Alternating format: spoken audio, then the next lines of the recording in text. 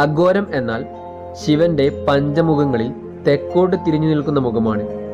അഘോരി എന്നത് ശിവന്റെ പര്യായമാണ്. അപാരമായ ശക്തികളുള്ള കൂട്ടരാണിവർ.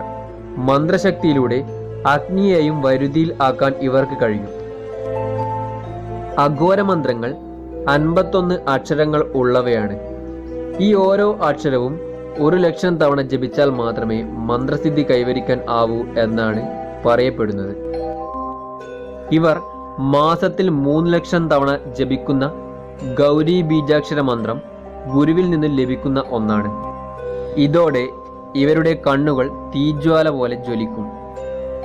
മഹാമൃത്യുഞ്ജയ മന്ത്രം, ശ്രീചക്രം, വിജയശാലിനി, മന്ത്രശക്തി, കൽപ്പയോഗ സിദ്ധി, കേശരി വിദ്യ, കുണ്ടലിനി ശക്തിയെ ഉണർത്തൽ എന്നിവയൊക്കെ അഘോരികളുടെ സിദ്ധികളിൽ പെടുന്നവയാണ്.